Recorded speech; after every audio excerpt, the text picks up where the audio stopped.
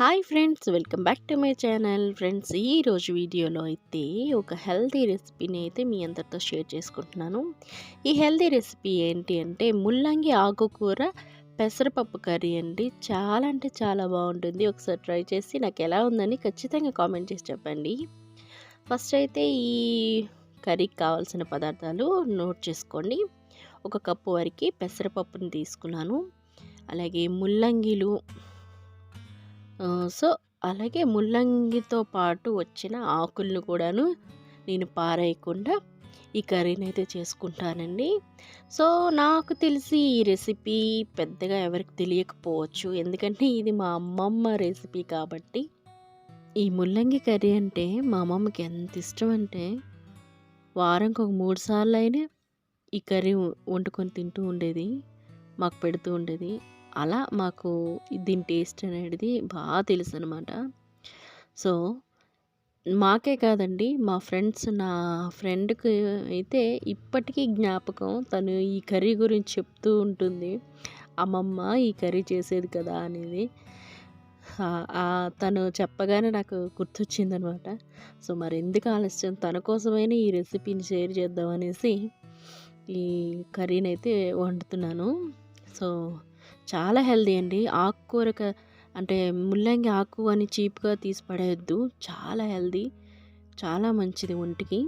So try చేయండి. అంటే taste విషయంలో ఏం బాగోదేమో అని అస్సలు డౌట్ పడద్దు, చాలా బాగుంటుంది. సో ముల్లంగి ఆకుని శుభ్రంగా కడిగేసుకొని నీట్గా చిన్న చిన్న ముక్కలుగా అయితే కట్ చేసేసుకోండి. అలాగే ఒక 2 ముల్లంగిలను అయితే ఈ విధంగా చిన్న చిన్న పీసెస్ అయితే కట్ చేసేసుకోండి. సో ఇది చపాతీకి బాగుంటుందండి, రైస్తోని బాగుంటుంది, అన్నిటికీ బాగుంటుంది. ఉత్తినొత్తినైనా తినేయచ్చండి, అంత బాగుంటుంది కర్రీ అయితే. సో ఇప్పుడు ఒక ప్యాన్ పెట్టుకొని పెసరపప్పునైతే మంచి అరోమా వచ్చేలాగా ఫ్రై చేసేసుకోండి. కొంచెం కలర్ మారాలి. సో ఇలా కలర్ మారితే సరిపోతుంది, మరి మాడిపోయే ఛాన్సెస్ అయితే వద్దు. కాస్త స్లో ఫ్లేమ్లోనే వేయించుకోండి. ఈ రకంగా మారితే సరిపోతుంది. సో అదే కడాయిలో కర్రీకి తగినంత ఆయిల్ అయితే వేసుకోవాలి, అంటే తాలింపుకి తగినంత. ఒక టేబుల్ స్పూన్ వేసుకున్నాను. ఆయిల్ కొంచెం హీట్ అయిన తర్వాత ఆవాలు వేసేసుకోవాలి. ఆవాలు కొంచెం చిటపట్లాడిన తర్వాత జీలకర్ర కూడా వేసేసుకోండి. సో ఆవాలు జీలకర్ర కాస్త ఫ్రై అయిన తర్వాత దీనిలోకి ఎండుమిరపకాయలు ఒక 6 లేదా 7 మిరపకాయలైనా వేసుకోండి, ఎందుకంటే మనకి ఇదే కారం అనమాట, మనం ఎక్స్ట్రా పొడి కారం అనేది యాడ్ చేయము. సో తర్వాత కరివేపాకు ఒక రెబ్బ వరకు వేసేసుకోండి. ఇలా కొంచెం ఫ్రై అయిన తర్వాత ఒక మీడియం సైజు ఉల్లిపాయ అయితే చిన్న ముక్కలు కట్ చేసుకొని వేసేసుకోండి. ఉల్లిపాయలు కాస్త వేగిన తర్వాత ఈ ఆకుకూర అలాగే ముల్లంగి ముక్కల్ని అన్నిటినీ వేసేయాలండి. సో ముల్లంగి ముక్కలు, ఆకుకూర మొత్తం కింద నుంచి పైన వరకు తాలింపు కలిసేలాగా కలిపేసుకోండి. సో కాస్త మూత పెట్టి మగ్గించేస్తే దగ్గరికి అయిపోతుందండి, అంత కర్రీ కాస్త తక్కువ అయిపోతుంది. సో ఇప్పుడు దీనిలోకే వేయించి పెట్టుకున్నాం కదా అదే పెసరపప్పు, దాన్ని కూడా వేసేసి ఈ మొత్తం కలిపేసుకొని ఒకసారి మూత పెట్టేసుకొని ఒక 5 నిమిషాలు మూత పెట్టి కాస్త మగ్గనిచ్చేయాలి, ఎందుకంటే పెసరపప్పు వేసాం కాబట్టి కాస్త అది ఉడకాలి కాబట్టి. సో మనం ఎక్స్ట్రా వాటర్ అనేది యాడ్ చేయమండి, దాని నీళ్ళతోనే ఉడికిపోతుంది అనమాట. పెసరపప్పు కానివ్వండి, ఆకుకూర కానివ్వండి, దుంపలు కానివ్వండి, అన్నీ ఉడికిపోతాయి అన్నమాట. సో ఇప్పుడు ఒక వెల్లుల్లిపాయని పొట్టు వలిచేసుకొని కచ్చాపచ్చాగా దంచుకొని ఈ కర్రీ మధ్యలోనే వేసేసుకోవాలండి. ఇలా వేసుకున్నట్లయితే ఆకుకూరలకి మంచి ఫ్లేవర్ బాగుంటుంది.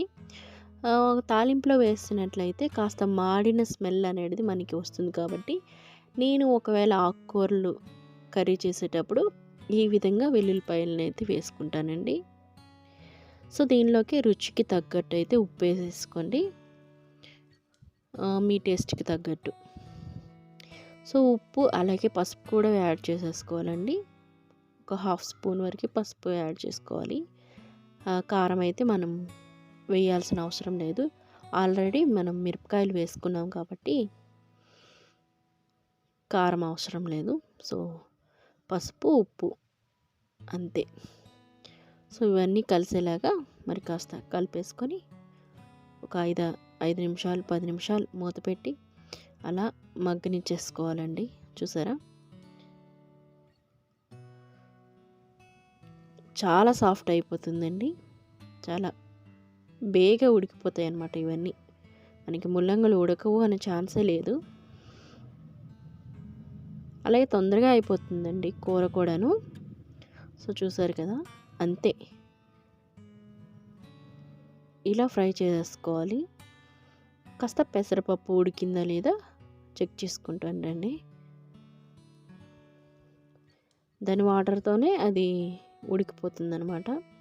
సో చూసారు కదా, ముల్లంగి కూడా సాఫ్ట్ అయిపోయింది, పెసరపప్పు కూడాను సాఫ్ట్ అయిపోయిందండి.